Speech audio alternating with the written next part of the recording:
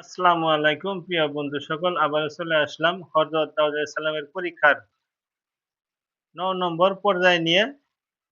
তো ইউটিউব চ্যানেলে সাইদুল ভাই 0.3 চ্যানেল করেছি। তো আপনারা ওখানে গিয়ে সাবস্ক্রাইব করে দিয়ে বেল আইকন অন করে দিয়ে সাথে থাকবেন যাতে করে ভিডিওগুলি ফার্স্ট আপনাদের মোবাইলে চলে যায়। তো কথা না বাড়িয়ে চলুন আমাদের মেইন পর্যায়ে।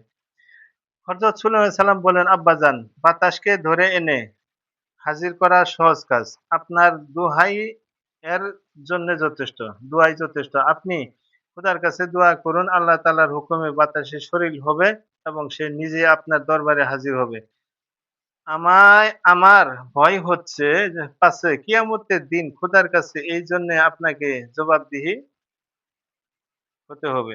তখন যদি এই বুড়ি আপনার বিরুদ্ধে অভিযোগ করে তবে আপনার এই জবাব হয়তো গৃহীত হবে না। একথা শুনে হযরত দাউদ আলাইহিস সালাম আল্লাহ তাআলার দরবারে দোয়া করলেন। হযরত সুলাইমান আলাইহিস সালাম তার সাথে আমিন বলতে লাগলেন। তখন আল্লাহ তাআলার হুকুমে বাতাস সরিল বিশিষ্ট হয়ে হযরত দাউদ আলাইহিস সালামের সামনে হাজির হলো। বুড়ি তখন তার বিরুদ্ধে আটা চুরির নালিশ দায়ের করে দিল। বাতাস বলল, হে খোদার নবী, আমি যা করছি আল্লাহ তাআলার আদেশেই করছি। হযরত দাউদ আলাইহিস সালাম বললেন, কি আদেশ? হাওয়া বলল, হে খোদার নবী, সমুদ্রে কতগুলো লোক জাহাজে ছিল।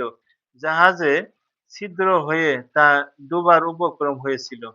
তখন জাহাজের আরোহীরা আল্লাহ তাআলার নামে মানত করল যে যদি জাহাজকে আল্লাহ তাআলা এ যাত্রা ডুবার থেকে বাঁচিয়ে দেন তবে জাহাজের সমস্ত মালপত্র আল্লাহ তাআলার নামে উৎসর্গ করত।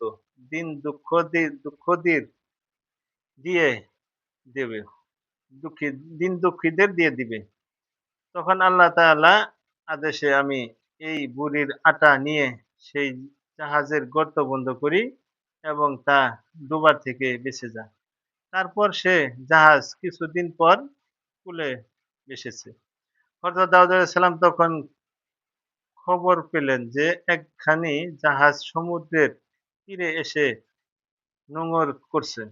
তিনি মানতের সমুদয় মাল জাহাজের থেকে নামিয়ে নিলেন এবং তার অর্ধেক গরিব দুঃখীদের দিয়ে বাকি অর্ধেক বুড়িকে দিয়ে দিলেন। একদিন হযরত দাউদ আলাইহিস সালাম বেড়াতে বুড়ির বাড়ির পাশে দিয়ে যাচ্ছিল। দেখলেন বুড়ি বাজার বাজার হালে বর্তমান যুগের মন্ত্রীর হালে দিন কাটছে। তিনি বললেন, বুড়ি, তুমি যে এখন এত ধন-সম্পদের অধিকারী হয়েছ, সত্যি তুমি আল্লাহ তাআলা এমন কি ইবাদত করেছিলে বলতে পারো? বুড়ি বলল, সত্যি বলতে আমি এমন কোন বড় ইবাদতের কাজ করছি বলে মনে পড়ে না।